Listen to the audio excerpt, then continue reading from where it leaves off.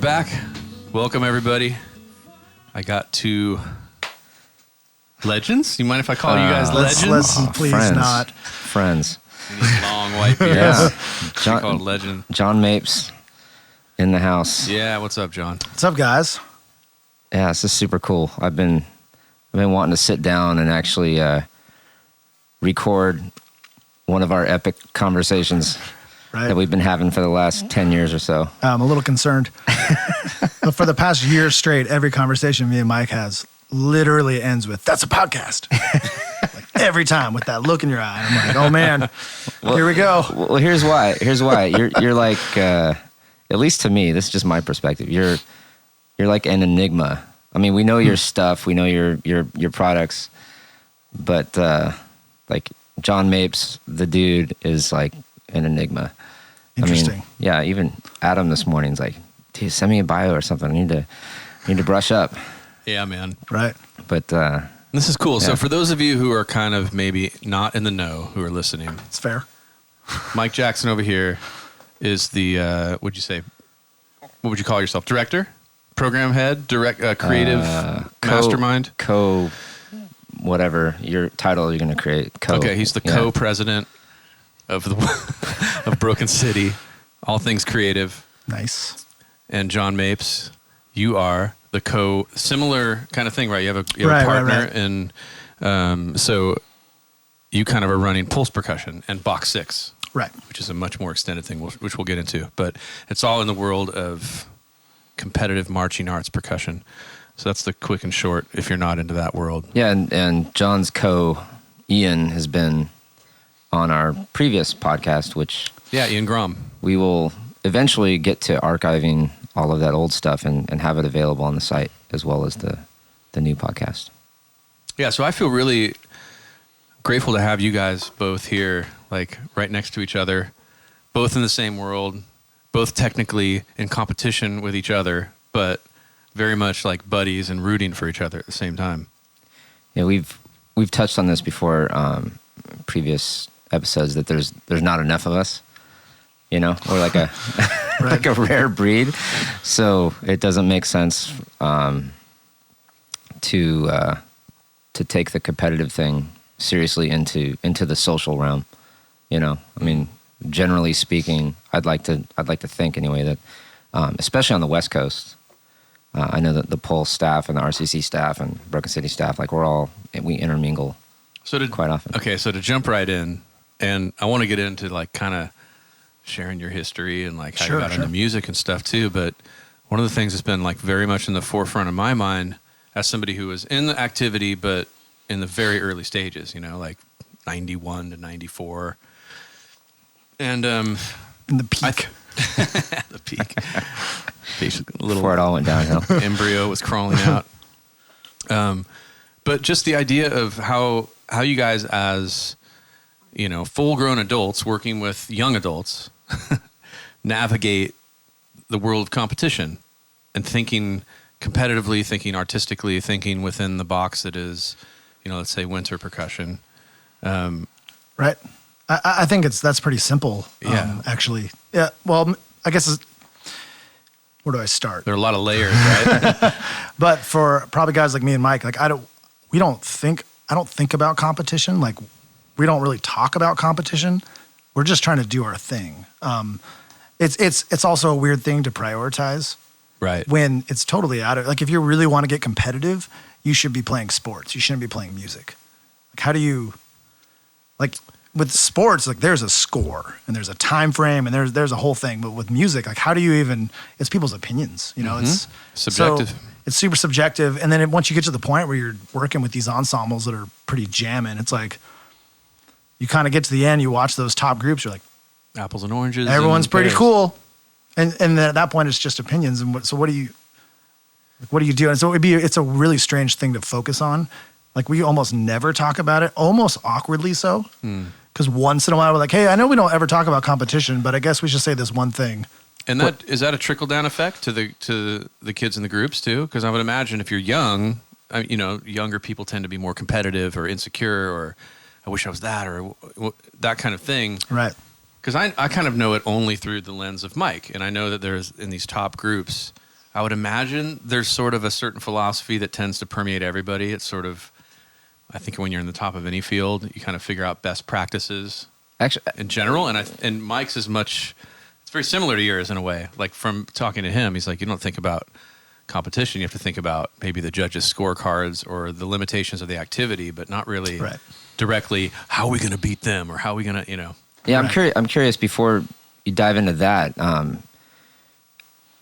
Do you mean the creative process? Like there's no organization yet. Like you haven't had auditions, and it's you and Ian, I assume, in a room, unless there's more people. Depends, yeah. Is that like the core? It's always the two of you, or are there other people involved?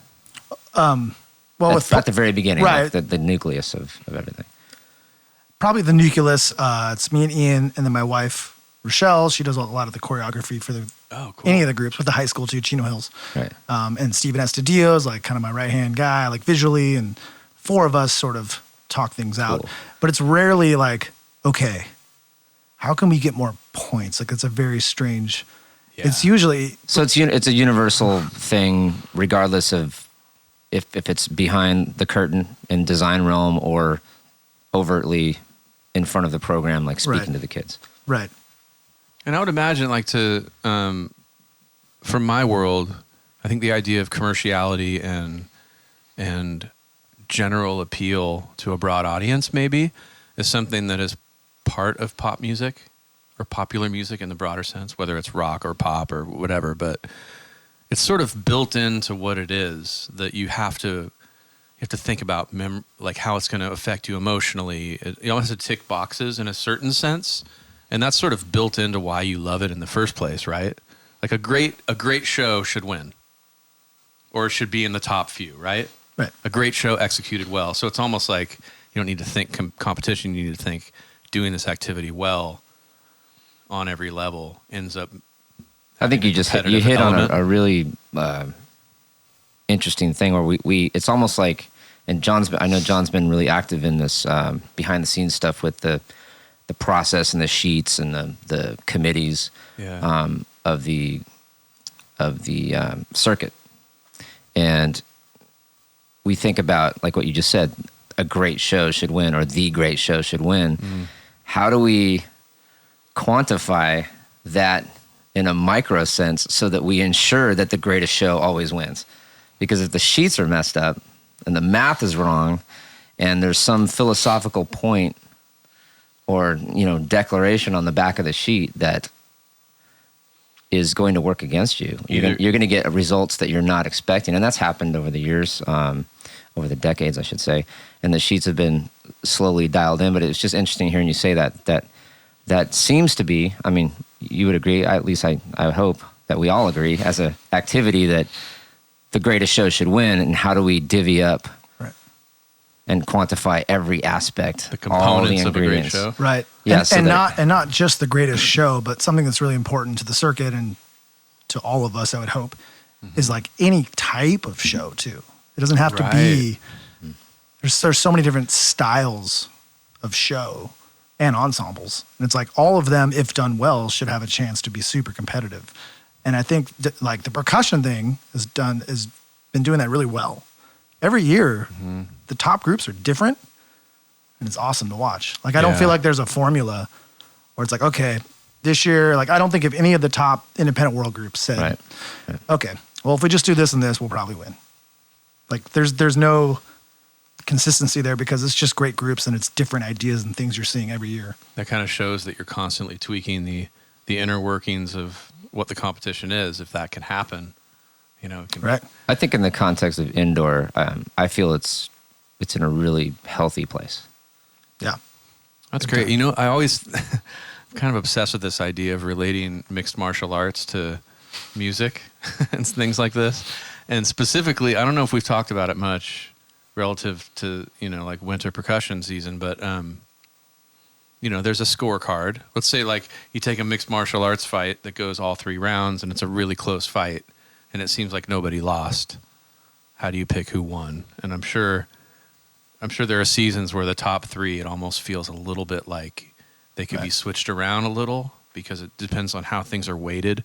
Well, there's a cool little term that Mark Thurston, who's the director of WGI Percussion, he always says the performance of the night. So you very well could have the greatest show collectively or historically that season not win because they just didn't have the magic on that night. And in that respect, it is more. But could they win show of the night? Is that what you're saying? Or no? Oh yeah, I mean that's happened. That's happened where a group has just come from behind and had the magic of the night and pulled it off. And the group that might have been the expectation maybe falls a few places. Funnily enough, they have, in the UFC, they have fight of the night, performance of the night. And sometimes somebody low in the card who's not a ranked fighter, they can have a great fight where, you can't even tell who won and it's fight of the night or something like that. And there's something philosophically cool about knowing that no matter where you were last night, it's a new day and that you're starting fresh I'd like to think, and I don't have a problem stating it. There might be people who differ, but I'd like to think politic free. Like, doesn't matter what your logo is, what your name is, how long you've been doing it. That seems like people can come out of nowhere and just do well because they did well. That seems like kind of a description of the last 3 or 4 years, which is the years I've been like watching and involved a little, but it has seemed kind of like it's sort of just been flip-flopping even from, West Coast finals to big finals. And how has that been for you? Like to see that it's been a really tight, not race, but like, I guess it's a few groups operating at a really high level, and it's that apples and oranges thing where it's like, whoa, it's not about the competition, but look what everybody's doing artistically. It's so different, but so cool. Right. It's just what it is now. Like groups are really good, and even just from SCPA finals to the next week, like so much can change in the quality performance and just in a bigger room. That's another one, Oh, right. Yeah. The way a show can read in a smaller room compared to like the UD is just massive, like where we are in Dayton at the end. Yeah. That's so interesting. That's definitely the X factor. Like when you get in there, it's like, oh, whoops. And is it always, here's a question, do the groups perform really differently in an environment, say, where sonically it's a much bigger space, you're filling a much bigger space? Is it harder for the group itself to perform, or does it just translate differently to the judges and to the stands and to people enjoying it? Do you find that those are the same thing? Like, let's say a show that's really intricate and detailed becomes harder to play and therefore doesn't translate as well to the audience, or you know what I'm getting at? Yeah, like it's funny because technically we've never performed for indoor, so I would not know 100% how it feels to them. I just know they usually know. Or do you notice they're more dirty in the bigger room or something? All the rooms are pretty terrible except for one, so it's just kind of they're all different and everything's crazy. And is that one the finals on West Coast? That room's pretty good, right? That is incredible. I was about to ask which one are you talking about? We all know. Sitting in the stands, I can tell it's like, wow, this is pretty dry and awesome. Yeah. Awesome. Yeah, but there's something magic about the end of the UD where the space is actually not that big. It's just a little bit bigger than your performance floor, and there are people all around. Which and helps it's tight. With the sonics, right? It's crazy. So the energy at the end is, for the performers, you can't touch that. I got to fly out for that one. Yeah, you do. Be awesome. Yeah, it's funny about you mentioned just the people everywhere. Sometimes we have preliminaries that basically they're just trying to get everybody in the right order for the following night, and there'll be like 10, 15 people in the stands, depending on what class you are and what time you go on, especially the high school division.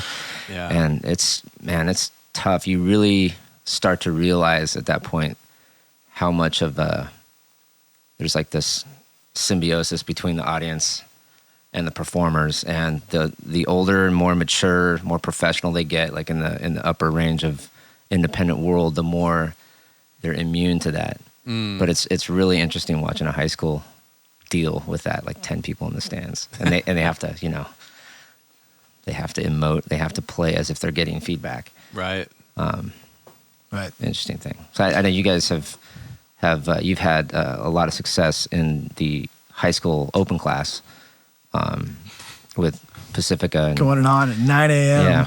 Wow. to an empty room. I don't know all the stats, but just to bring Adam up to speed, like Pacifica, basically, you guys, how many times did you win? Like 6, 7? It was a 7-year. There was 5 championships and 2 silvers in a 7-year period. Wow. It's crazy. Yeah. So Awesome. basically, for all intents and purposes, nearly undefeated. Wow. And I'm sure you guys had some early performances. Oh yeah, there's a lot of coaching that goes into that. It's I know you guys flew all the way out here and we've been hyping this up, but just the reality is there's probably going to be 20 people there right now, but that cannot affect anything we're doing. Like you guys give me 100% in those final runs and rehearsals, so that's what this is going to feel like right now. Yeah. Especially their persona was very crowd Right. friendly. It So was it like could get a little, but it could get challenging if the crowd was not there. That's what I mean. It's like trying to. It's like you're talking to a wall, you Right. know? It's like Freddie Mercury performing in a coffee house. Like something about it's going to feel a little over the top, maybe. Right. But that's all about setting up. That's going to happen, so you just get ahead of it. Yeah. You're like, you almost overdo it. Like there won't even be a single human there. Nothing will happen. And they're like, okay. And then there's like 100 people, and they're like, oh, that wasn't as bad as you thought. That's cool. Yeah. What is your process for preparing students? And let's go ahead and talk about like at the upper end, at the higher level. Right. I just think it's interesting how much time we spent talking about like competition, because in my mind coming here, I'm like, that's like the last thing on my mind right now. But it's interesting because like just the way you announced us, like they do competitive percussion. I was like, that's such a weird way. Like, I guess that's true, but it's not the first word that I would think. And that's certainly. It's cool for me to hear. I mean, that you guys share it seemed like a very similar philosophy about it. And for me, when I left it so long ago. I was a kid, and then me and Mike have just stayed in touch, but I've only been kind of back involved and even still at a distance. So that's the thing that kind of strikes me the most is like, oh, music competition. All I think about is like the only thing relative to that is like American Idol or The Voice or something. And it's always ridiculous, like competing in art, so. Right. Well, and I'm not trying to sound like super zen, like it doesn't matter. Like we all get competitive, but it's just like when we're writing the shows, I'm not thinking about that competition. Or when things don't go maybe the way you want, there's like a reality that this isn't a sports game. Mm-hmm. And there's also so much respect between the ensembles. So, you know what I mean? Oh, I'm not trying to come off like a Buddhist here. Like, hold on, how is this going to play back? Like, Right. Yeah, I think of the question hitting me, like, how much do you think about money when you're working on music? And it's like, well, maybe it's 5. So it's 5% of my thoughts. Like it's 1 in 20 thoughts. I have to sort of think about commercial. I have to sort of check in with it, maybe. But it's not my driving force. It's not why I do it. But it's just sort of like part of it in a way. And it has to be integrated, but it's not like driving anything. Right. Is that kind of similar in a way, or is it not even that much? Or maybe it depends on the part of the process. That's hard to say. I know what you're saying. I didn't want to over-focus on that because it's whatever, but just for me, it's fascinating because it is a competition at the end of the day. And I think there's certain things like we do have to like, we can't pretend like nothing matters and we can do anything we want. Like we're like, okay, within our show, let's make sure there's that snare moment. Let's make sure everyone feels like they have their moment. And there's certain things, but it's not necessarily to get the points. It's like, there's a lot of factors in what we're doing. So I don't know, competition isn't really the top priority or anything with all that. But what's interesting is what I would say about competition. I always talk to the members about, they'll come off the floor and that whatever, they've had a great run, but it doesn't work out. Or they have a terrible run and they win the whole thing by a lot. And it's like, guys, look, this is what we're always talking about is it's all about your performance and how you feel about it. And for us, it's a lot about how the show comes together and how we feel about it. Because we've all had shows we thought were okay that did really well. Wow. And shows that we thought was the best thing we've ever done that just didn't do very well. So there's an X factor with so much going on, right? Sometimes it can be greater than the sum of its parts. Yeah. And you like a lot of the times, like let's say it's like I'll just say it's Chino Hills. Like if they come off the floor and it was just not good, but they win, I'm like, so do you feel really good now? Like, you know what I mean? Like, yeah. Okay, great, you won, but what does that? It has nothing to do Good with that you get another chance next week. right. Yeah. So it's just Yeah. And I see a lot of times, this will be my last fight reference, but that happens a lot when somebody wins a fight and feels like they lost because the way they won was maybe by disqualification or something stupid. So they're just like, it's really not my best performance, so it doesn't feel like a win. right.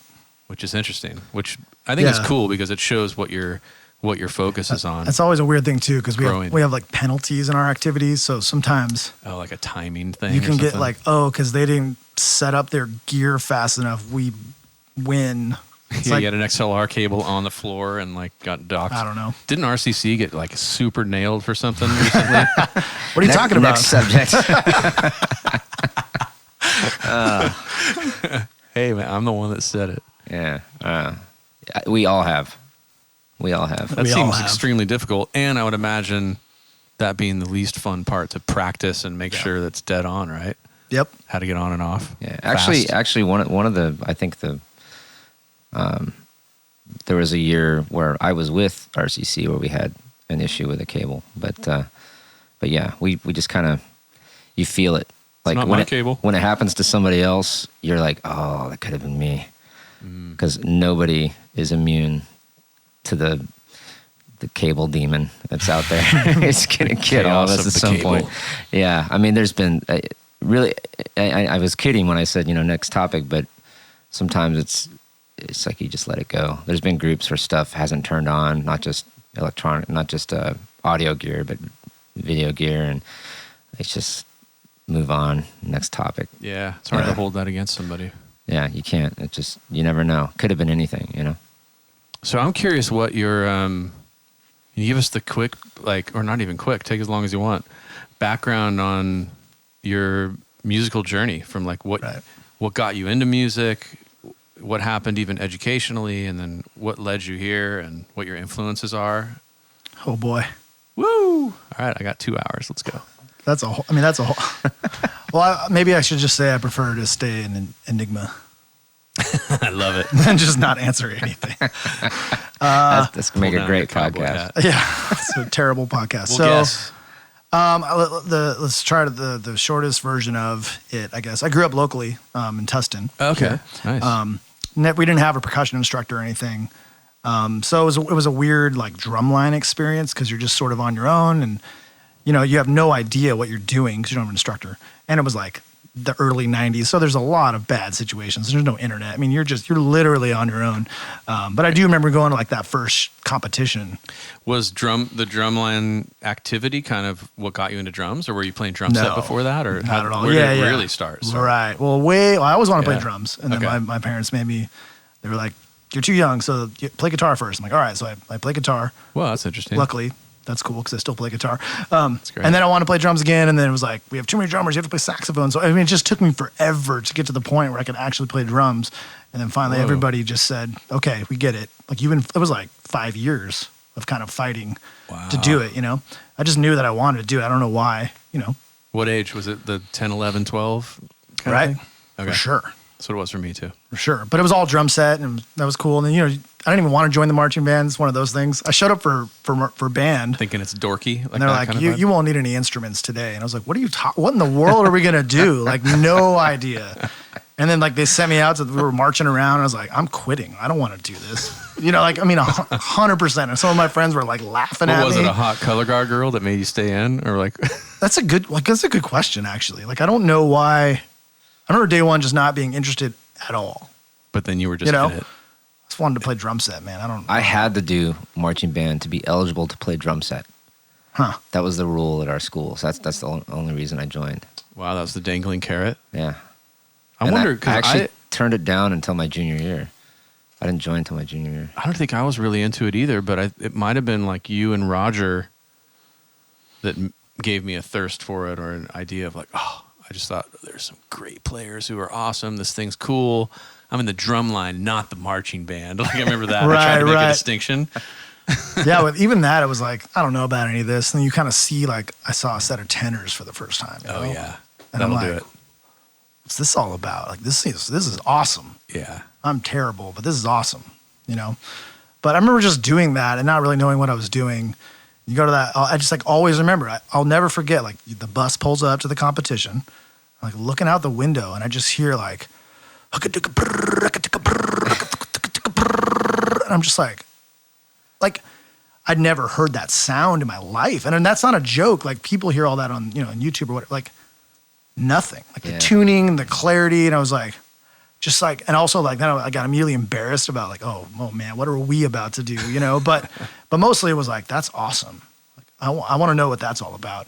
And we never got an instructor and all that. But then, so like my sophomore year of high school, I went and joined Santa Ana Winds, this local youth band. They only did parades, so that was awesome.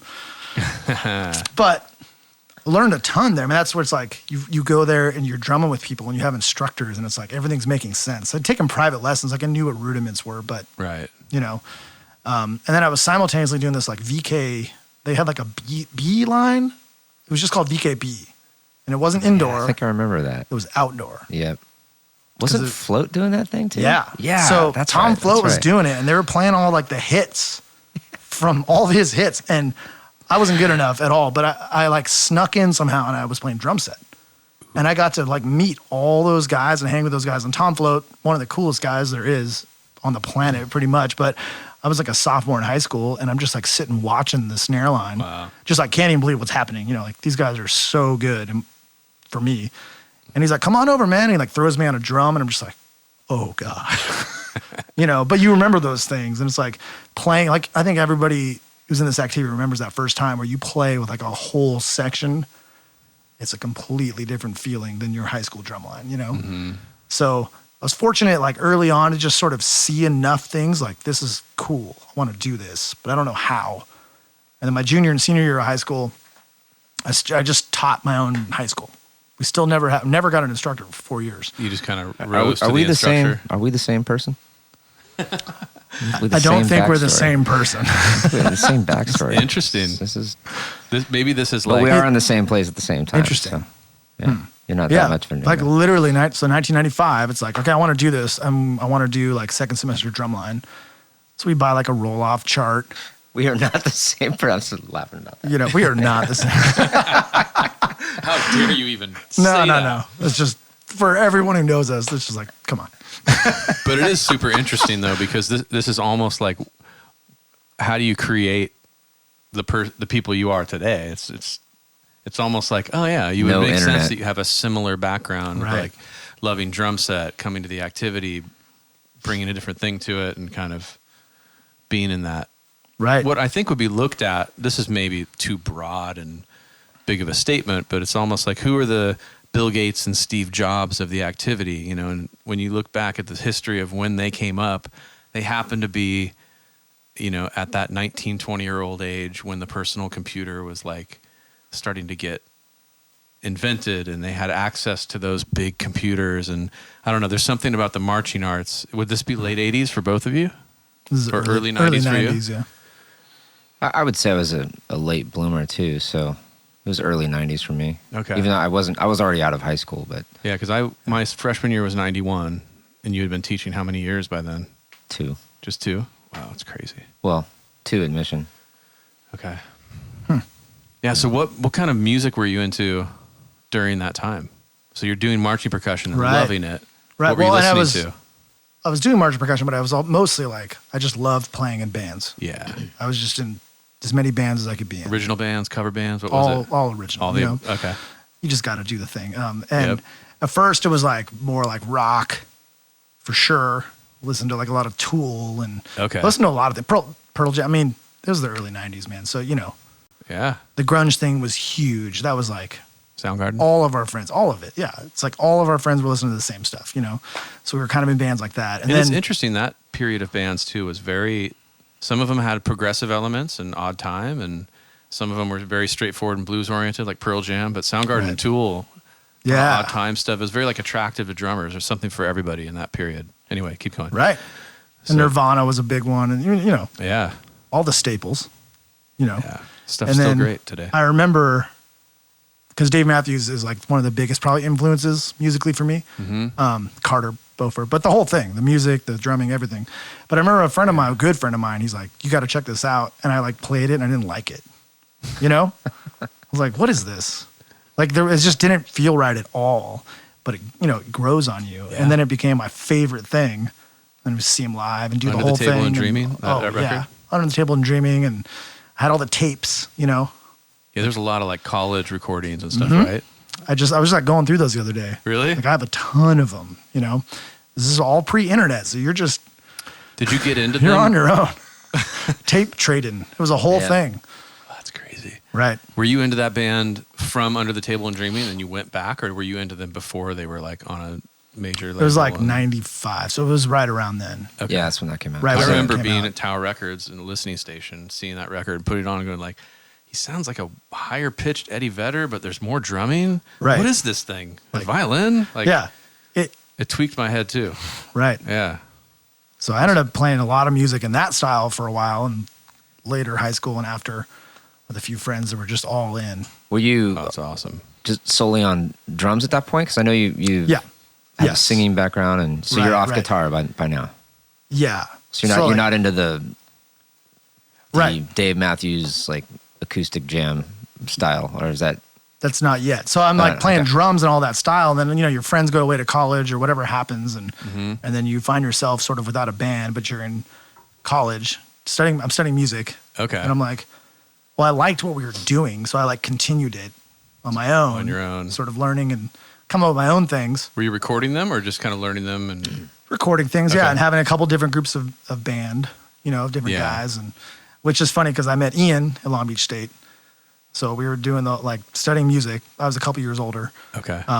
And then by the time it was like this band that I was doing, I'm teaching drums this whole time. Like we're skipping through some things, but just sort of that outlet was happening. And then Ian became the drummer in the band. That were you fronting it or Yeah. just playing guitar Right. and singing? Right. And the best part That's of the awesome. story is a friend of mine's like, I was like, we need a drummer. And he was like a hand percussionist. And he's like, I don't know how you're going to feel about this, but like, I think Ian. And at that moment, I was like, oh, come on, man. I don't know. Because it was that sort of almost relationship in school. Like, who's this young guy? He's just all over the map. But it had been a couple years later, and he's very hard worker, super talented. He was really good. Did he have a haircut by okay. then? Yes.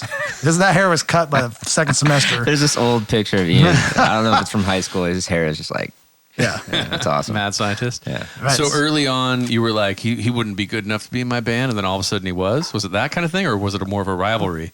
It wasn't a rivalry. It was Okay. more just like, I don't know, like a personality thing too. Like, okay. this guy's a little That's cool. eccentric. You know, I was going to ask about that, and I don't want to get off the topic of your story, but I'm fascinated by dynamic duos. You know, like I had a partner in my production company that I really see as like the way we were different was so important to how we were able to work together and have success. And I know that you and Kevin are very different. Are you and Ian like very different personalities, but you come together in a certain way that just makes magic, or how does that? And Yes. it sounds like it started then, right? We were pretty different. We were different off the bat for sure. Okay. Right. And it was it like butting heads different? Or just sort of like, whoa, he's alien to me. I'm a different type of right. person. Just like different personalities. Okay. You know? And so how did that relationship develop? Did it Well, start with the band? It was kind of? just cool that we were playing music together in not a drumline way at all. Like he was making fun of drumline at that time. Oh, You know? interesting. He's like band dorks and all. You know, it was like, all right, man. He's like, I played tenors. I'm like, yeah, you don't understand. Like the thing is, things are evolving. You don't really understand what the activity is right now. Okay. But we were able to work together in like a relationship of writing music. So no competition, it's not marching band, it's nothing, and just doing tunes and Yeah. and that's where we started, and we came from that. We actually like shared a drum set seat also in a jazz band at Long Beach State. Oh, so cool.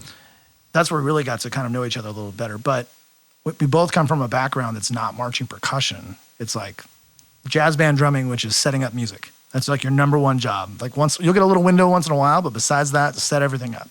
You know, and that was sort of the philosophy when I first started doing marching percussion. Oh, really? Take it from a drum set perspective. I'm not saying it worked out perfectly, but that was the intent. And when you say setting up, do you mean literally rhythmically like like Right. setting things up? Yeah, Yeah. like that's your role, right? You're the drummer.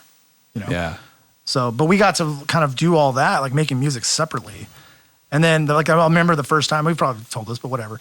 The first time we were like getting ready to record an album. And I was like, all right, man, we got to lock the tempo down. So we got the Dr. Beat out. And he was just laughing. He was like, what is this thing? And it's just so loud. And then but 10 minutes in, he's like, this is the best thing ever.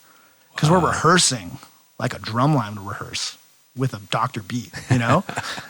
Like just in somebody's headphones or blaring in the room? No. Just beep, beep, beep, beep. And I'm like, let's go, everyone. Like, it's all been chill until like we're about to put some money down on this album. Like, let's go. We're not going to we're not going to practice with a click for the first time in there, you know? But what a crazy generation we're a part of. We straddle the line between so many things. No internet, right? No digital recording for the home studio, digital recording for the home studio, all this stuff. But just the idea that like there was now kids grow up and it's like a click is their part of their life. But I remember the first time playing a click and just going like, what? Right. And there's that famous story of Steve Smith in the studio with Journey, and they put a click on and he just literally couldn't play to a click. They had to just ditch the idea. I've never heard that. Yeah, it can be really hard depending on how you approach playing drums. But anyway, that's hilarious that you have that in a band situation. Right. So I do think that we come from just a different place, a different starting point for sure than probably most of the people who just marched a ton and learned from all the people and had way more answers when they started. I think you hit on something that I've always felt like that this whole drumline thing, like whatever it is, wherever it came from, was like a secret back door into composition. Right.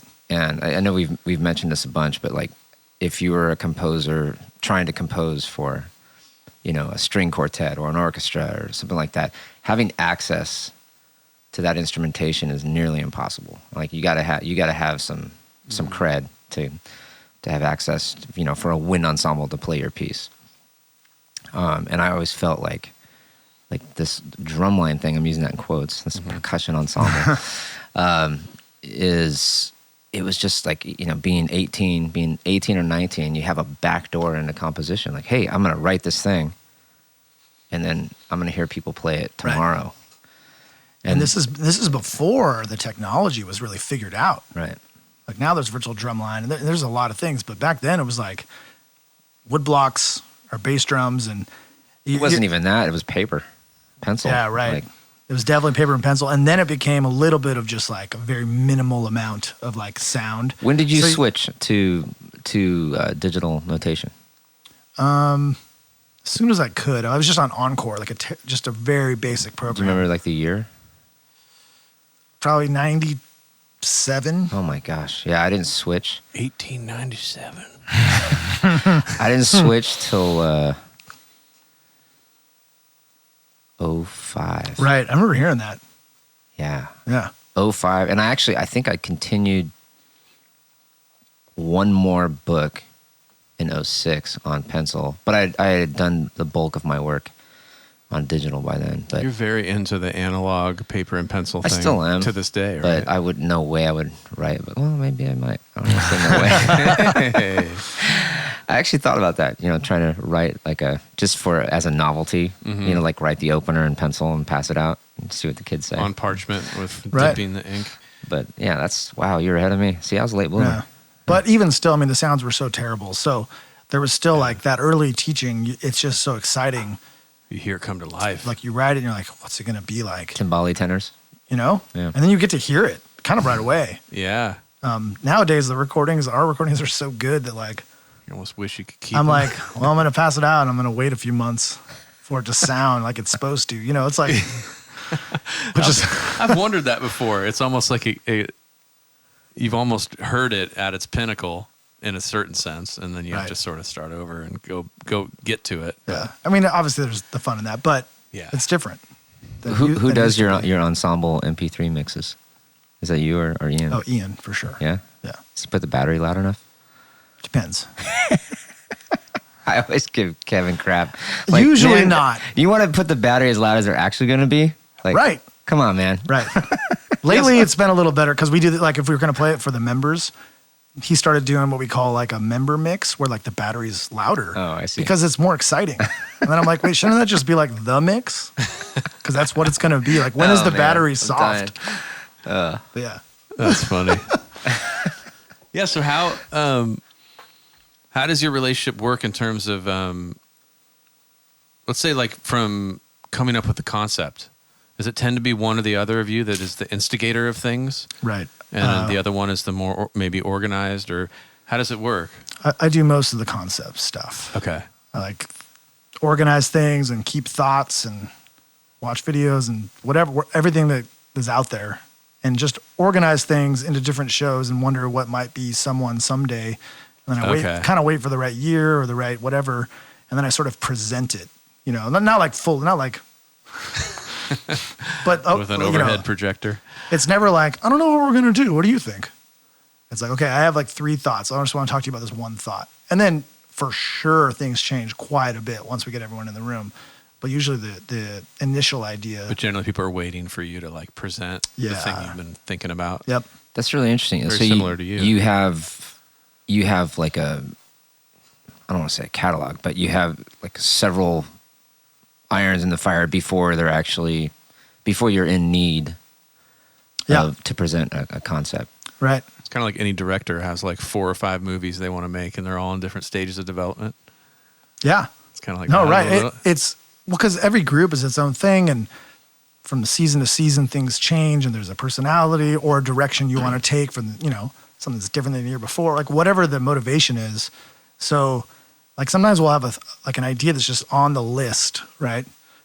And then it'll come up like, hey, well, is this the year? And right. Like, maybe. With who? Oh. And it clicks like, yeah, this is the year we do that show we've been talking about for 4 years. Like it's ripened. Like it's the Chino Hills year. And we're like, awesome. I've never experienced that. All right. You're a blank slate forward guy. I'm out in the desert looking for water. Right. Yeah. Seeing mirages. I hear people, one of the questions we get a lot for the podcast is, about the Bloom trilogy. And I think a lot of people have thought or assumed that the Bloom trilogy was like premeditated. No, absolutely not. It was post-meditated. Yeah. The last one was.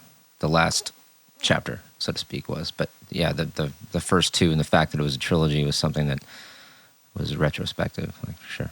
Is it ever, when you have this, say, small handful of concepts you're working with, is it apparent immediately which group they might go with? Or are they kind of, who knows? Depends where they develop. It could go to Pulse or it could go to a high school. Or right.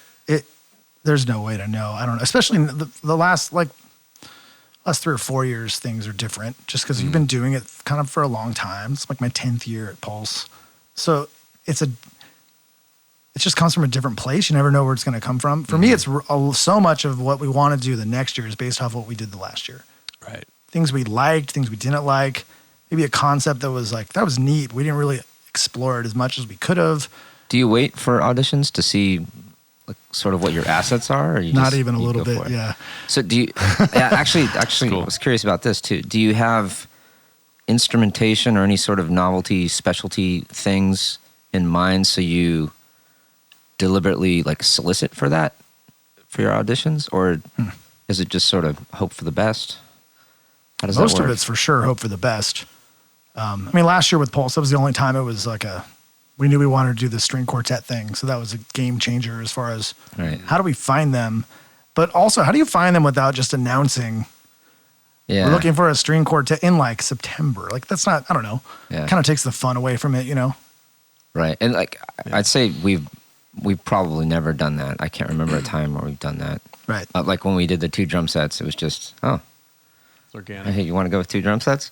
It was actually, I think it might have been Tiger's idea. He's like, hey, my buddy wants to play. Can we go with 2 drum sets? And we didn't plan it. It was just sort of let's try it. And then once we started going, we kind of figured out, we can do this, we can do this. Right. Well, I think Ian's had way more flexibility with that. A front ensemble versus a battery. Like I need snares, tenors, basses, and cymbals. Right. The biggest decision I'm making is how many we take. Well, your string quartet, we've never talked about doing that. That wasn't an idea that we ever came up with. But we had one of your string quartet people come to Broken City and say, "Hey, I did this thing last year, and you guys want a cello player?" It was like, I don't know, do we? And we just thought about it. Like, oh, interesting. So she approached you guys. That's my memory. Right. I don't have all the facts, but right, she was awesome. She was in the Pulse 17 show as like the stand-up bass in the front ensemble. Right. Okay, I didn't know that. Super cool. I didn't know that. Yeah. Okay. And that was like, we knew we wanted that, and we found the right person. And then the next year, we kind of just wanted. It's like, well, we could keep her in the group because we like her. Like, let's do the string quartet. Hey, can you now play this instrument? Idea. Yeah, and that was the first year that was legal. Right. Yeah. So, the string bass was legal, but everything else. Yeah, was the not, violin, viola, like those were not legalized until last year. A cello is always yes. I think. right. You know? Do you find that your early influences still like inform your music, your choices today? Or are they so internalized that it's just you have your voice and you kind of roll? Right. Well, like in terms of like, is there a Carter so, Beaufort thing going on inside of you somewhere? Well, yes, but not in marching percussion. So I feel like that is pretty separate. Like I think the music I listen to is very different than the music we're making. So specific. That's really interesting. Yeah. What's that divide rooted in? Is it just the activity or? Well, like my go-to is like a lot of singer-songwriter stuff. So that's not generally what you would think of as like drumline music. That's true. It doesn't translate it is for us. very directly. Yeah. It's never worked. I guess. Yeah, we're stuck with it. You're stuck with me. You will never let me go. What singer-songwriters are you into? I mean, Dave Matthews for sure. One of my favorites actually is Ani DeFranco, and I was interested if you even knew. Oh, yeah. Yeah. I love that you know her. Yeah. Yeah. I really love that because most people don't. And she's like, awesome. She's actually my actual like top influence for so many reasons. She's basically a drummer on that guitar. It's insane. Yeah. And the lyrics and the storytelling. It's like she's like a folk singer, except she's not what you would ever imagine a folk singer to be. Legit poet, yeah. So I think my go-to is like Dave Matthews. But then for the people who really know, it's like Ani DeFranco. Yeah, and she's the trying to pull up the Ani DeFranco song that. What's the one with where the F-bomb really just smacks you in the face? No, there's a couple. I guess there's a lot, right? That doesn't narrow it down. There is a couple. It doesn't. I know what you're talking about, but off the top of my head, early album. Anyways, yeah. If you guys don't know Ani DeFranco, she's worth checking out. She's, awesome feminist, like from the beginning. She's been doing this forever. Yeah, unshaved armpits, the whole deal. She's awesome. Has her own record label, Righteous Babe, and yeah, she's been offered millions of dollars to sort of like She doesn't do it. Doesn't do it. Stays indie because she knows what happens. She's extremely bright. That's cool. So Ani DeFranco. What about modern, like guys like Ed Sheeran and stuff? Do those those guys are a little more pop, but definitely. Guys like John Mayer are like the real deal, you know. Mm-hmm. Yeah, there's a extreme difference. talent. I mean, those not that the other. Yeah, I know. When John Mayer just rages on a guitar, it's like it's hard to compare sometimes. Yeah, those singer-songwriters too. You can tell there's a lot of time spent playing the guitar, understanding the guitar. Somebody like Ed Sheeran feels like he's more of a singer who's using the guitar as a songwriting instrument, as opposed to an instrumentalist who's also. It's an interesting dividing line. Like I think about how much focusing on drums so long affects my songwriting. Like if I was just a songwriter having not studied drums, how different that would be. It makes a big difference. And also just, I guess your guys' background as being drum set players first and then getting into battery, that has to have a pretty big influence. Are there any people in that world who don't play drum set and just have never used their feet for anything but marching and walking? I have no idea. That's a good question. I think most. Yeah, who's the battery guy at RCC? Sean Vega. Yeah, Sean Vega. Is he a drum set player? I don't know if he started out on drum set. Tweet us. I think, if I remember correctly, I think Sean Vega's very first instrument was a wind instrument. If I remember correctly. I think that's true. Yeah. Yeah. And then he switched to drums. Right. One of the biggest bummers for me about the activity is I feel like most of the players are only playing a marching type drum. Like that's their whole experience. And then as soon as they age out, it's like, so Do you get to play music again, or do you have to start over? Right. You know? Yeah. Which brings up to me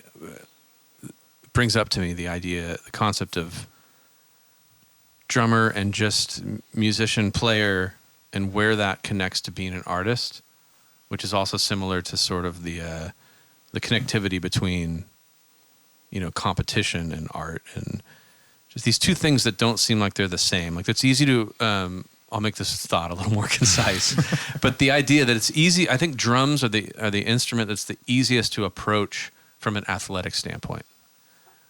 So it's easy to just there's obviously that primal element that you're hitting things and you're making rhythm and it's making you move. And it's almost like you could relate it more to dance and movement and athletics, or you could take it to an artistic, expressionistic place.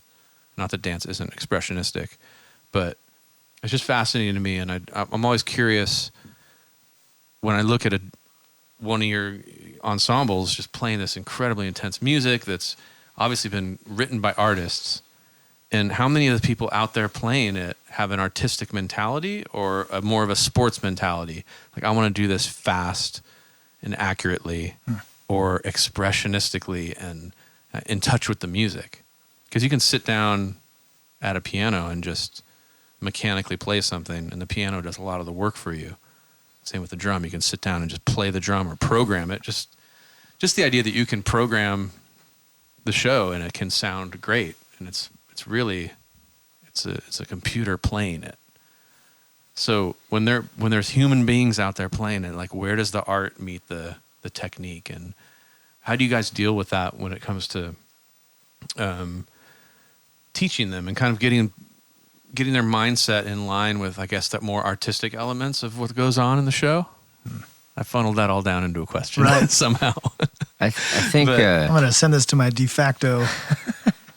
Well, I had just I guess maybe where does art meet craft? I guess is my question. If I could create just like a little boilerplate first, and then we could maybe attack it. Okay. I think everybody does everything. Like the art, the expression, the technicality, the sporting aspect of it, the athleticism. Everybody's doing everything. It's just percentages? In what order? Oh. Like, what's your hierarchy? Yeah, right. What are you putting first? And to me, like, if you put this certain something, let's just call it, 1. You put 1 as first, and 2 is second, and 3 is third. You start creating an identity. If I switch 2 and 3, the identity changes. We kind of talked about this in the last one, yeah. So, and if you keep, even all the way down the list, like number 12, you switch that with 11, the identity changes. Mm-hmm. So there's it's like this DNA to the ensemble. So I don't think it's a question of whether or not, like, oh, this group doesn't express or this group doesn't. Yeah. It's like, well, this group. It's not binary. It's just putting something else first or not. I don't know. Maybe that's how I kind of see it. I don't know. Yeah, it's a cool way of thinking about it. If that makes sense to you. But it's kind of similar to the competition question. It was like, no, competition is not at the top. It's somewhere lower, and maybe on different days and different aspects of writing or whatever. It's in very different places in the hierarchy. But it could even be, I'm sure you experience this all the time, where it depends on what time of year it is. Yeah, I was just going to say. Like, some stuff is just built in already, and now we just, right. It's got to be perfect. Well, I think they're just figuring out how to actually do it. Right. I would assume most groups, probably across the whole country, it's like, you start and it's like, it's all about the hands and the technique, and it's very mathematical. Yeah. And then you kind of get on the floor and you're learning the dots and do the thing. And then there's like, all of a sudden at the end, you're like, oh yeah, perform. And that's probably that's like most high schools. You probably don't have an option. That's probably what you sort of have to do.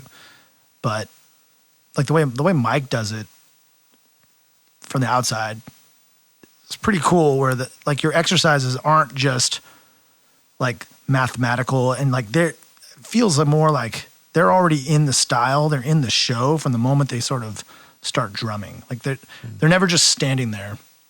And then when they get to the show, now they start feeling it. Like they're just always feeling it. You know what I mean? And it's like, so it feels like whatever your priorities are or your list is more of just like, it's all just sort of one. Mm-hmm. That's what it looks like. because it's set up that way a little bit. And sometimes it's hard. Like if I'm at a rehearsal and I'm like watching people repping something and I know they kind of have to do it sometimes. And I'm sure it happens at Broken City too. Like when they're separate, but the videos, when they're all together and they're playing, it all looks like it's like one goal in it the whole time.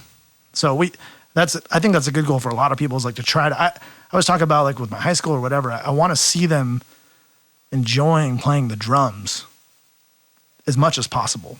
Right. So it's not just you're sitting there thinking about all the things, because that's not happening in the shows. Like you're performing in the shows, you're excited. So any way to sort of bridge that gap and create, every time we're together, it's a bigger experience. So we're not just doing an on and off switch, like, okay, everybody, sell it. Right, because they haven't been practicing selling it. Throw in that extra variable. Yeah. Because that'll make it good. And that can especially ruin everything. Yeah. The parallel I think about is often in working with pop singers, let's call them pop just for the sake of the broad term, but the ones who are the most trained and who have been trained, from a really young age, 5, 6 years old, in like Broadway or classical, like they're trained singers. A lot of times they've been trained so technically, physically, this is the right way, this is the wrong way, diction, that there's almost this like this separation between what they're doing and who they are, and how their soul is connected to what they're singing. So like if it's disintegrated from the start, it's really hard to reintegrate. And you can hear it right away. Like, oh, you're a singer who's been trained, and you can phone it in and you can sound impressive, but like it's missing the immediacy of like what makes it alive and special and heartfelt, while also being technically sound. So it sounds like you guys are both kind of integrating that as soon as you possibly can. You try to. Well, it's funny, you mentioned something earlier that got me thinking about drum set.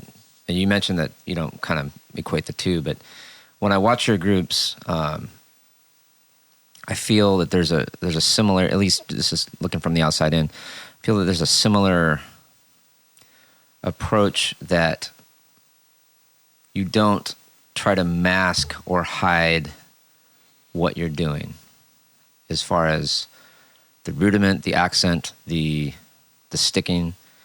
And I think if your childhood was anything like mine, I was taught to hide that. Like a paradiddle should sound like natural sticking, and it should look like, natural sticking, other than the fact that the left hand's coming up.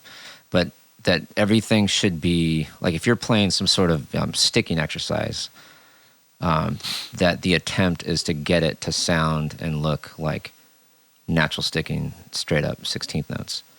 And the drum set part of me always hated that. Yep. Because I would never do that on drum set. Like I would never play a pattern and try to hide what that sticking was. Or if you exaggerate a little bit more, try to hide when there was an impact.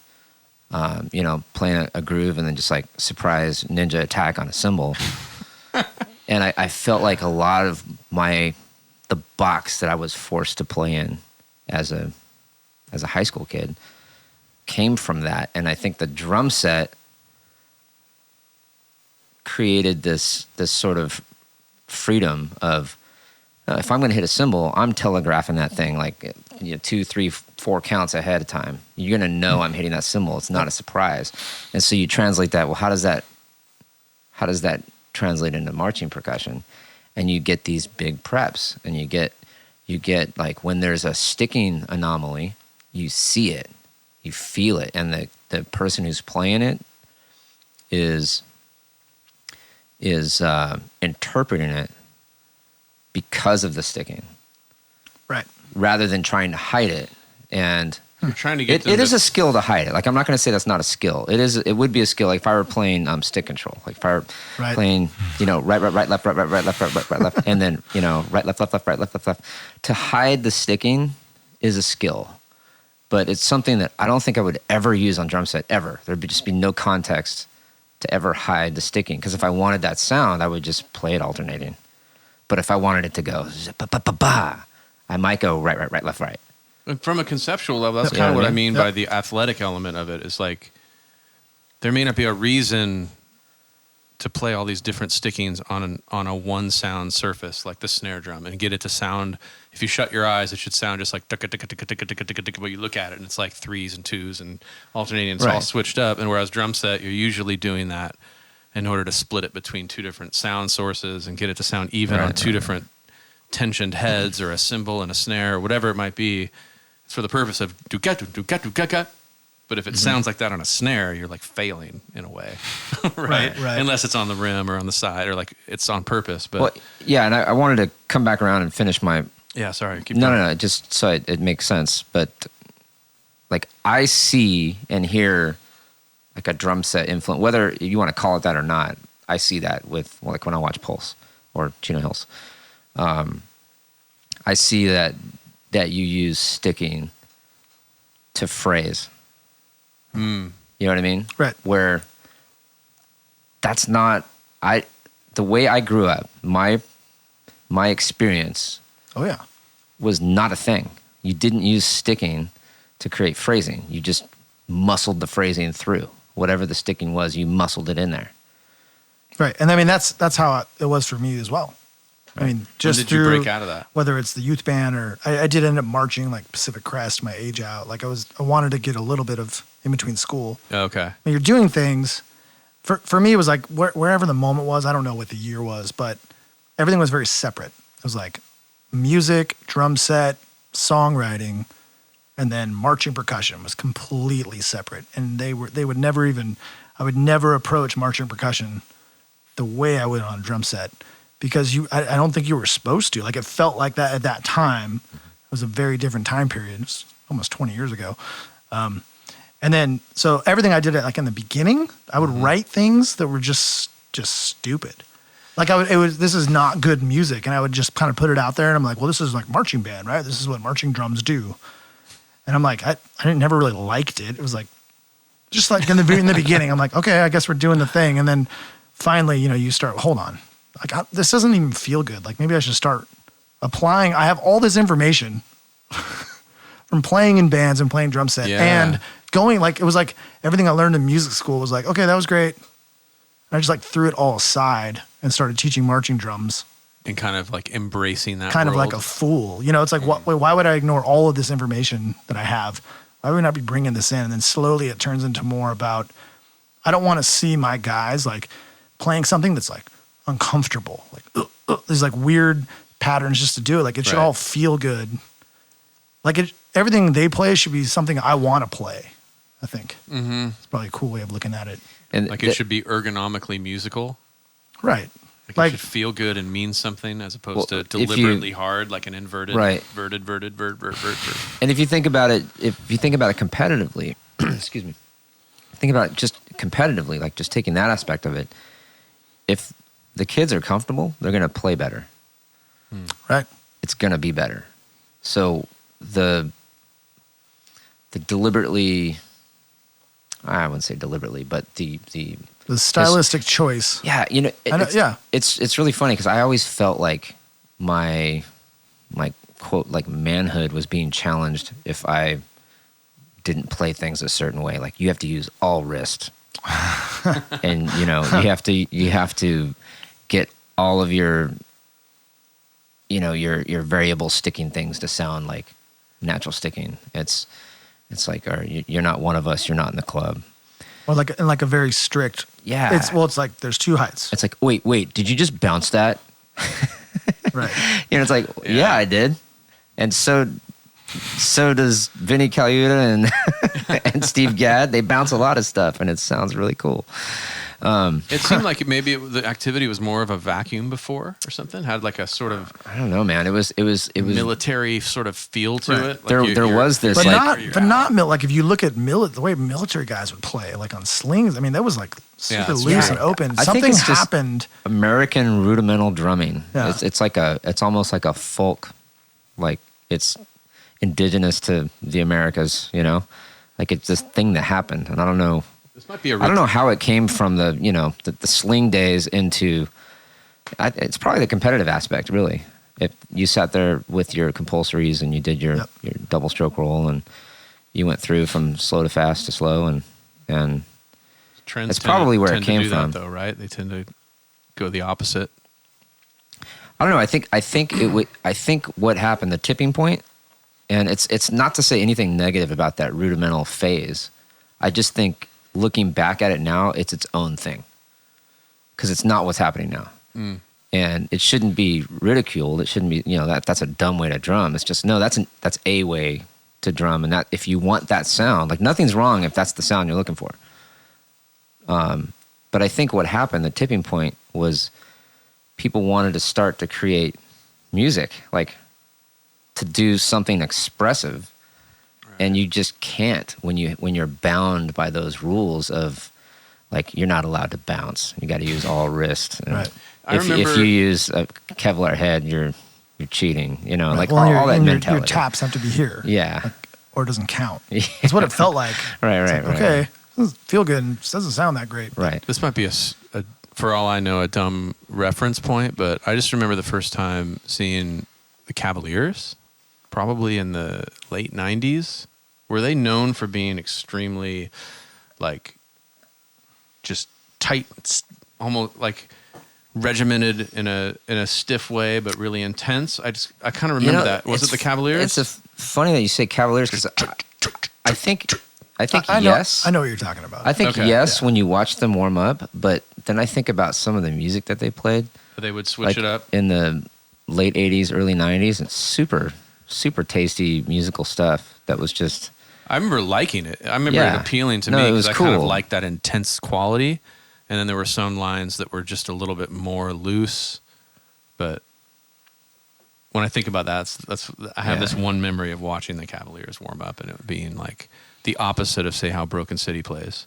And I was surprised for sure. coming back to the activity and seeing the way that you were teaching them. I was like, whoa, I kind of remembered Mike being totally a different approach.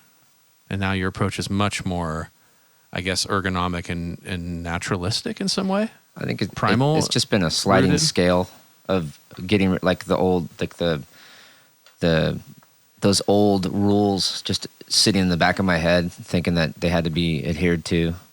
Even something as, I mean, groups still do this. It's common, sticks in, sticks out. But even something like that, I started to kind of push away from, just because it was too. I don't even know what it is. It's just there's something about it that just feels. It's like, what is it? Is it? I don't know. Seem kind of stupid. Like once again, like, would you ever like play a drum set and then? Yeah, I used to, because I was so trained to do it. Sorry, I would kind of. Actually, to this day, if I solo like the overheads or room mics in a break in a song, I'm dudding and I don't know I'm doing it. I'm like, is that me doing that? Yeah. 24 years later? Jeez. That's called commitment. Yeah. It's called brainwashing. I think there's some questions on the Broken City Instagram. Shall we take a couple? Oh, so this is like live. This is I happening. want to. Not really, but these were questions did you put it out there? we didn't do last week. Oh yeah, They came in and they were That's what I general read. enough to apply to, I think, all of us. I have a question for John. I could save it for last. Let's start with that. I'll start with that. All right, because I wanted a recorded answer for this. I feel like this could be a trap. No. This 'cause right I'm here. super curious. This is like This the could be question. it. This question's for me. It's like I'm being Oprah and selfish. Lance Armstrong. This is a selfish question. Have you ever taken in performance-enhancing drugs? Yes or no? We got to get John to smoke on the air like Elon. Yeah. All right. Oh boy. So, why do you do this? What motivates you to do this? I guess I can create a little bit of a situation here. Like, if somebody just filled your bank account, you'd never have a problem with anything for the rest of your life. Would you continue to do this? And what is that thing that would cause you to continue to do that? Right. Oh, from talking, I know why I got into it. I feel like because Now, why do you no, I'm with continue? you. So Yeah. but I think that it's like just not when you've never had it and you see it, you're like, what is that? There's like a different hunger, than maybe the average person who's just went to a really good school and is just taught all the right things to do and then keeps doing it or doesn't, There's a curiosity and a yearning to do it at a high level. And it's like, man, other people have this thing. Well, I want to do this thing. Like, what is this? So I think, and then I know I'm not deflecting, I'm getting to it. But I was even thinking coming into this, I'm like, I remember when I was graduating college, I was like, well, I didn't really march that much. So I'm never going to do anything in this activity. Like I didn't march the Blue Devils and I didn't learn from all these great people. And now I'm aged out. So this isn't even going to be an option for me, So then you start teaching and you get super connected to the kids. Mm-hmm. That's a big thing. Like it's fun to start your own program. Like going into Pacifica High School in 2000 and just starting it from scratch, and watching it build. And so those first 4 years, you're like, we're all in this together. And you're in your early 20s, right? Yeah. And you're 21 and we're just doing it. Like loving teaching. And it's awesome, So you get hooked on that. And then it is, like you said, it's an avenue for composing. I started writing front ensemble books just because I liked writing music. And I was like, this is like still feels like I'm doing my own thing, even though I'm teaching drumline, which you don't expect to happen, But fast forwarding to sort of like, I never even thought I would be at a place like Pulse. I was like, maybe I'll teach some high schools. I never even thought I'd have a world-class drumline. Like, but Pacifica was it. That was it. That was the highest I could ever go. Like, that's what I felt like when I was doing it. Because I didn't have that experience, So getting to that point now, it's like, it just feels totally different. Like to answer your question, like if I won the lottery, I think I would still be doing it. Because we're for sure not doing this for the money. So that's kind of an easy answer, But there's something about designing and like every year doing a completely different show or just the freedom to do sort of anything you want to do and just keep it going. And there's still the connection with members. There's still all the things. Like there's not one thing. It's not like I love drumming so much that I would never stop. It's like, it's the staff. It's the staff who's come through the groups.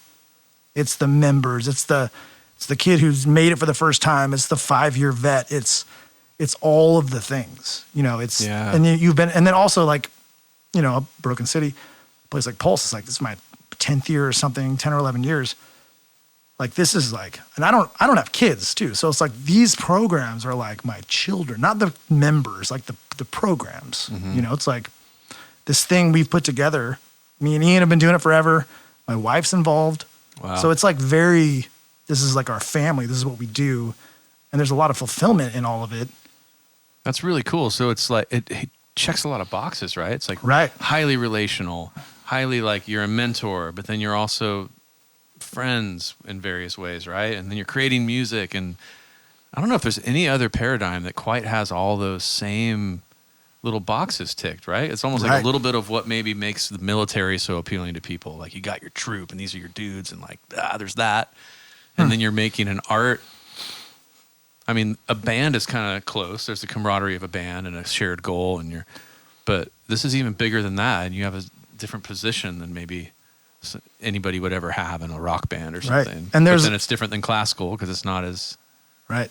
I don't know. And on top of all the things, there's like a community. Yeah, that aspect.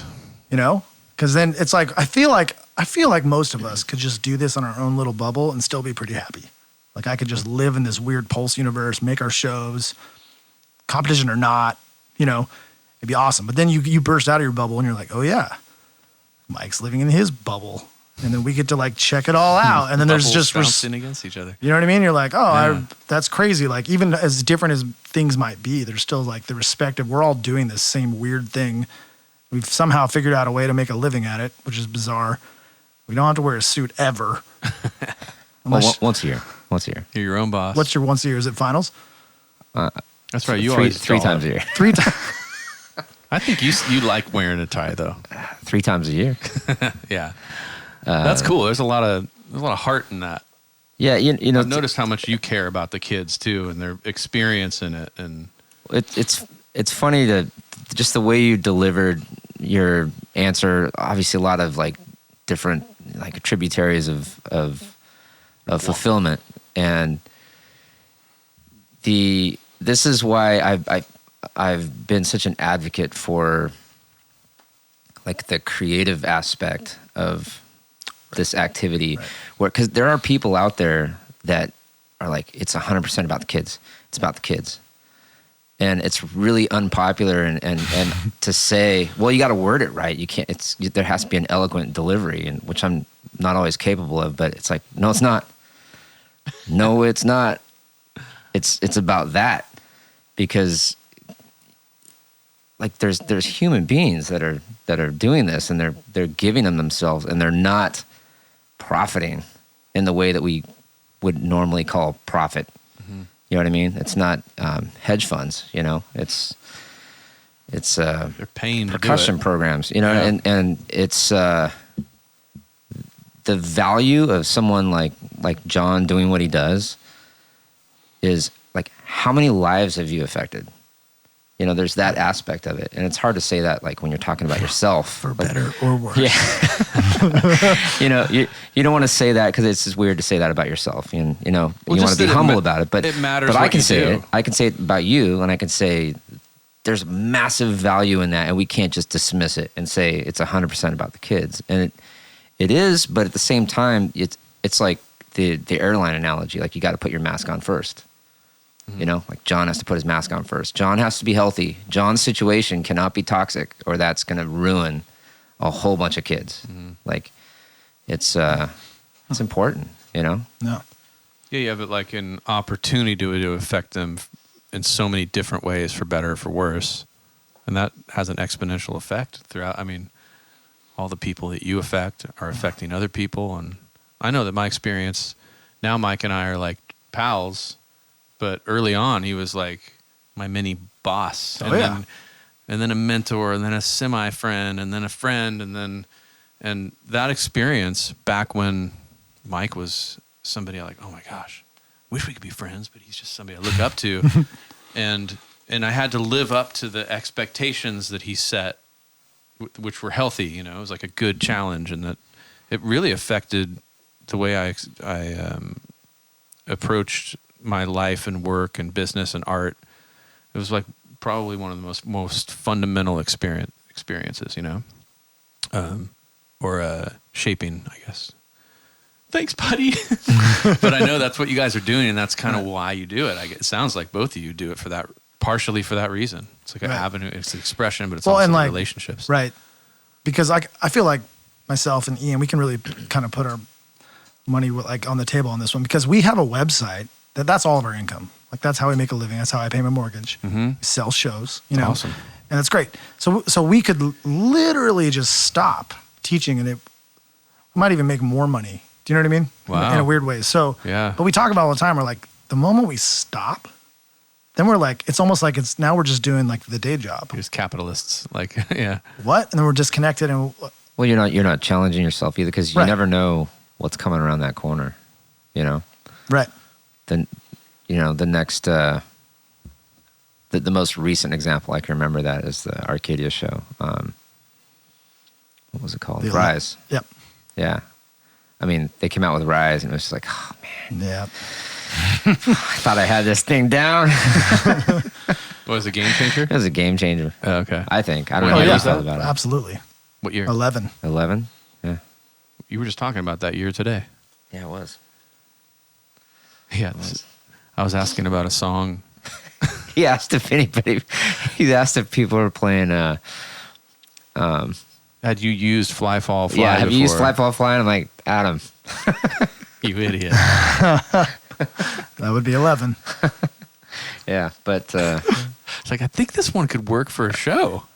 Yeah, it did. For the most part. That's funny. Yeah, but I think if you were to stop and just focus on the website, you would lose the connection that, like, shows like Rise, that the way they affect you, and that you're in it. Like, we were all there when that happened.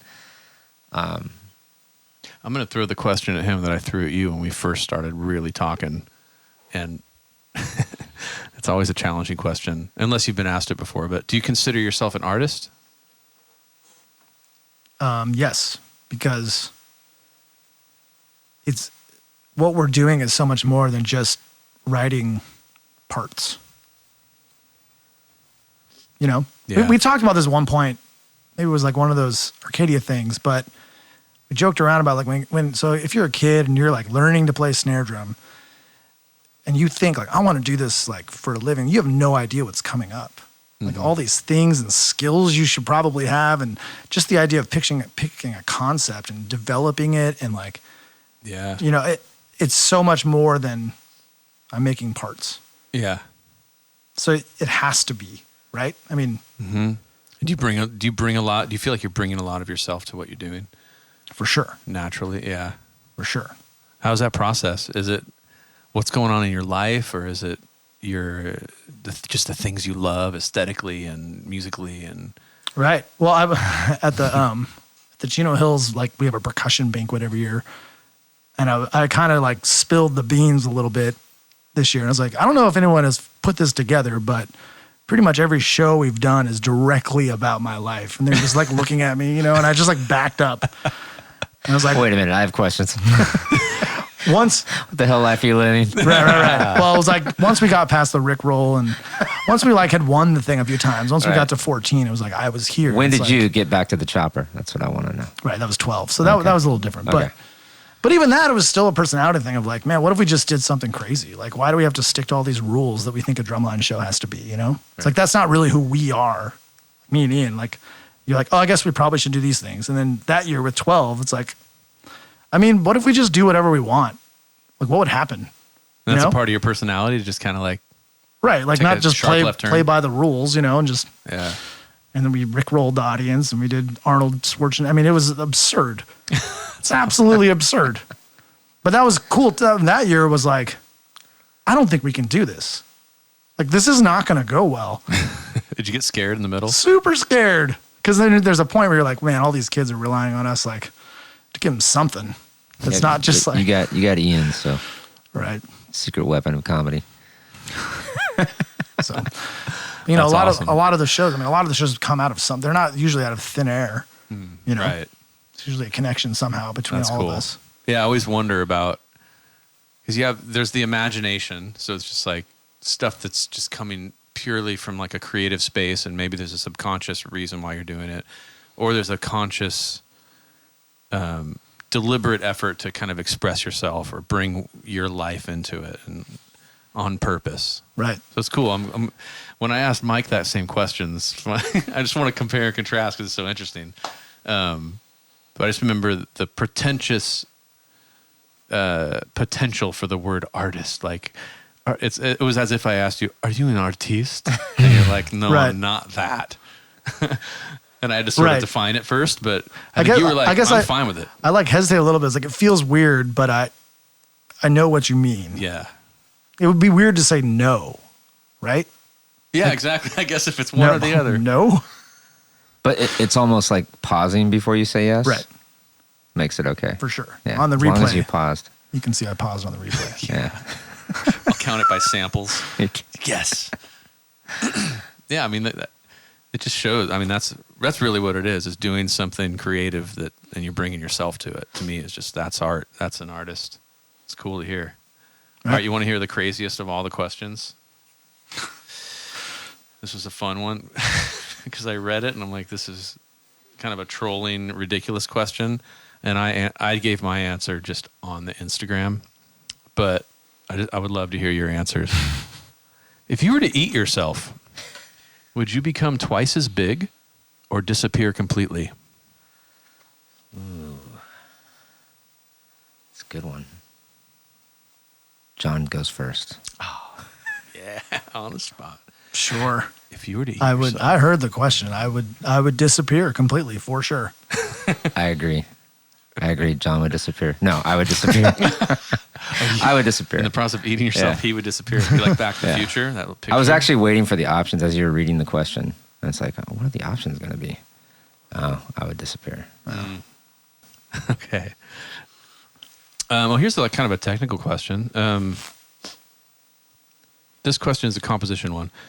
How do I input effects into Sibelius? What kind of effects? Visual effects? Right. Yeah, exactly. They're probably asking, like samples or just sound effects in general. So a lot of that, you can do it directly through Sibelius. It's just a lot of work. You can input, Ian would be the guy for this, but you can do this thing where you load up the sound and you connect it and then you give it the code and it'll play But most of the time, what people do, like Ian, most of the time will write like front ensemble and battery parts in Sibelius, but a lot of the sound effects come separately. So he'll layer those in. He'll have to basically record an MP3 of the music, the drumline parts, and put them into Pro Tools, and then he's got his whole file there with like the narration or basically anything that's not tempo related. If it's tempo related, he'll usually go through the hassle of loading it into Sibelius so it's all playing in time. Oh, okay. But everything that's like ethereal or narration, it's just... You can kind of just play. Right. We should have the Ian Keisha podcast, and it's just all technical questions. Right. Yeah, that'd be cool. It won't be nearly as cool. Carry the one. Hashtag nerd alert. What is the process you take to portray the show concept visually, both with drill and with choreo? Do you have a specific image in your head, or do you adjust as you go? That's from @mispronounced_.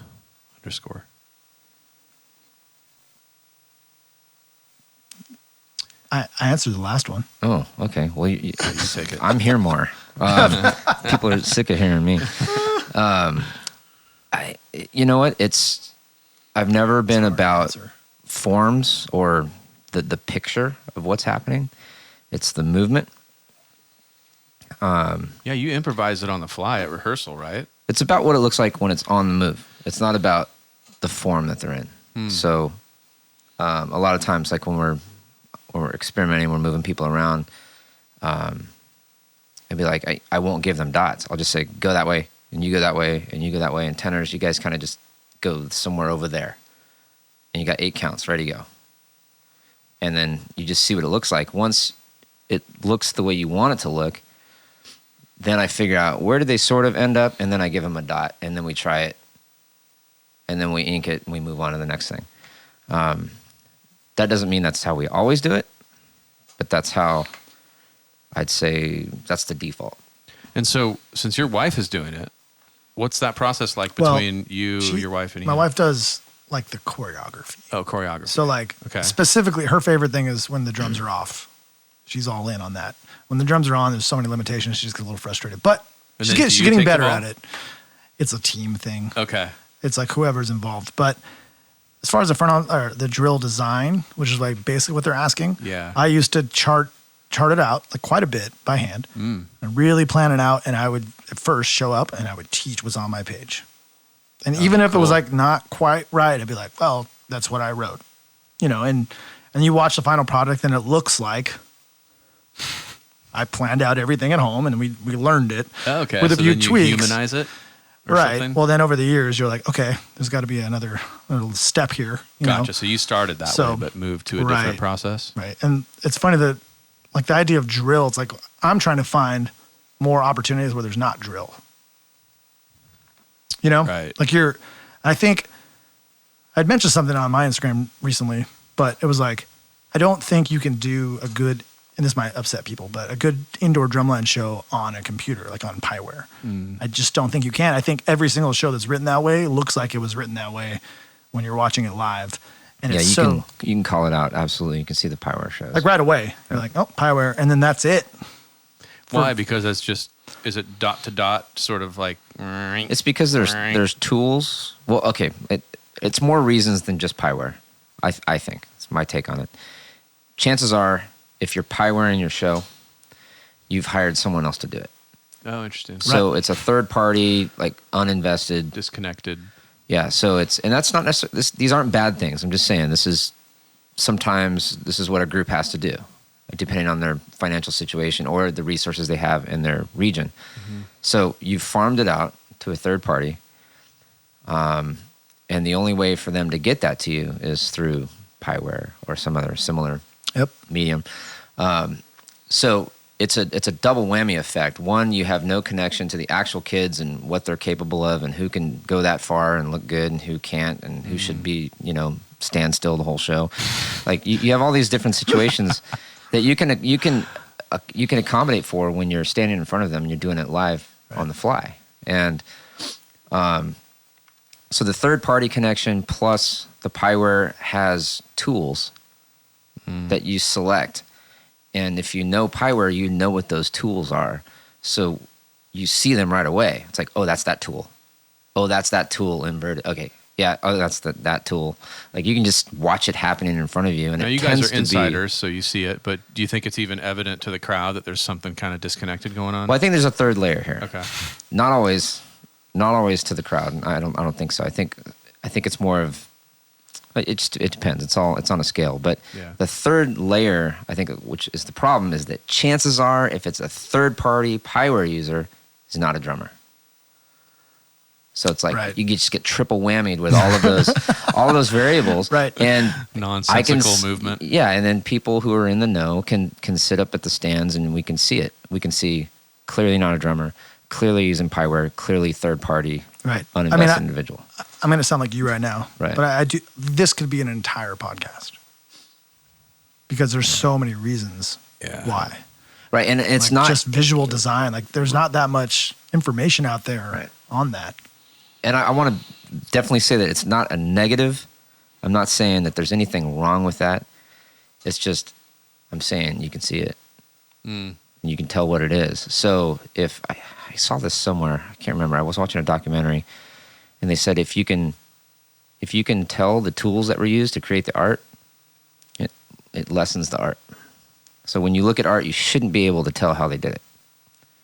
Like if it's a painting, if it's anything like that, it's like, oh yeah, that's a 3/4 inch brush. I see exactly how they did that. That's a little, and maybe you could poke holes in that. But generally speaking, I liked the idea of that when I heard it. I said, oh, that makes a lot of sense. So when I hear something, like if I hear a battery do something, and I can't transcribe it, I love that. I don't know what the hell they just played. That was really cool. Yeah, like that's it's cool. So textured and just. You know what I mean? It's fun to find, or really useful, I think, to find processes that, the final result is kind of one visual and aural experience, right? So I think if you can find a process that gets you there in a really integrated way, the final result's going to be more of an integrative experience.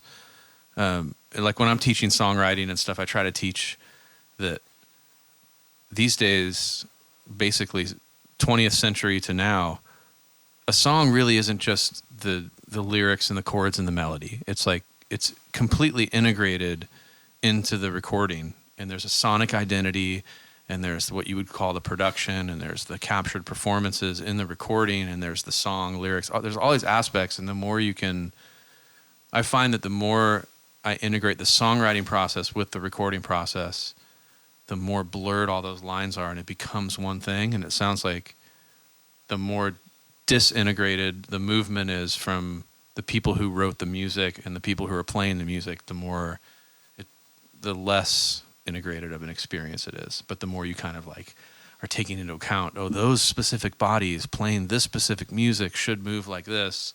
But if it's some random person doing the movement out of state, and starting on a computer, right?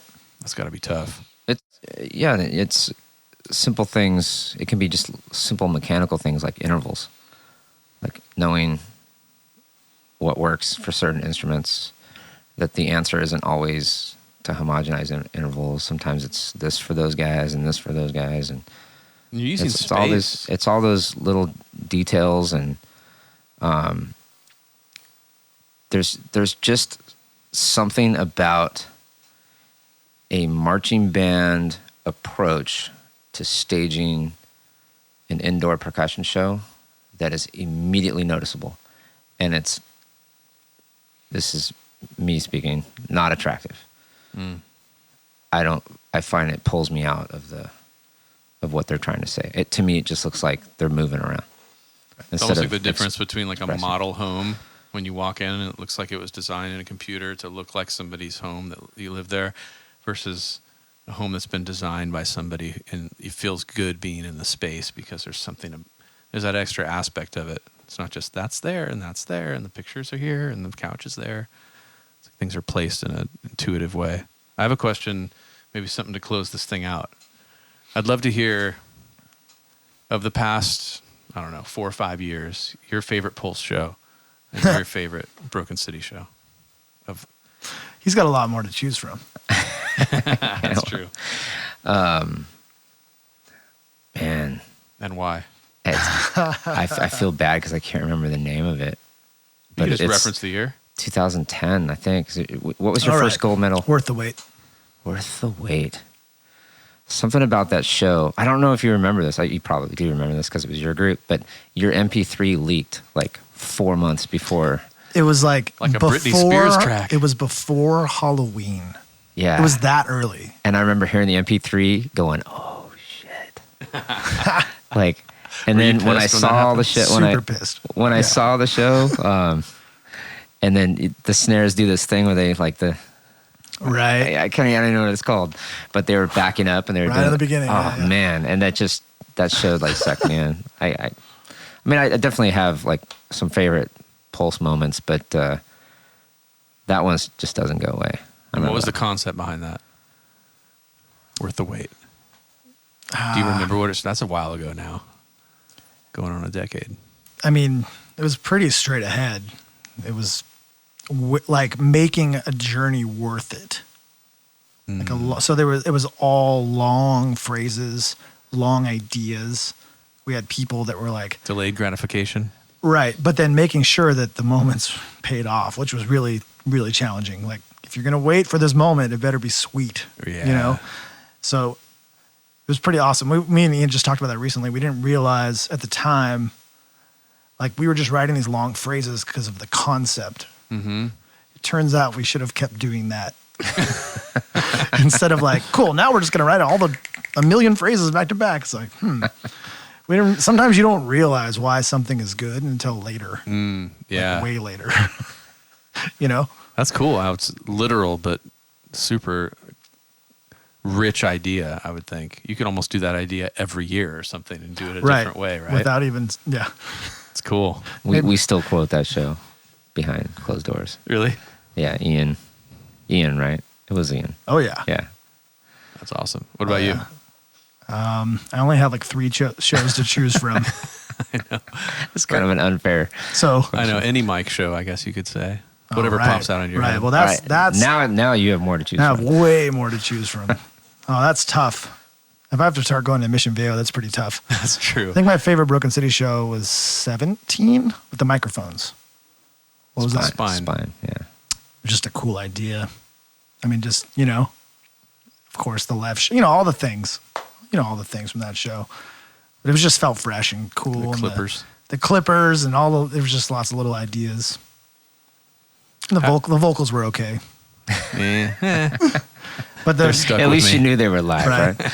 The Mission Viejo shows, that could be, that's a whole other podcast. But, right. 99, I think I've told you this, but that was the first indoor show I'd ever seen in my life, live. Oh. It was like one of those things where we didn't know what time the show was. Because I think it was a regional or something. So we went to Fountain Valley High School in 99 with a couple friends. Like, oh, let's go check this out. And we walked in. I was walking to the gym and I saw Mission Viejo standing there with like the welder mask, and the all white. And we're like,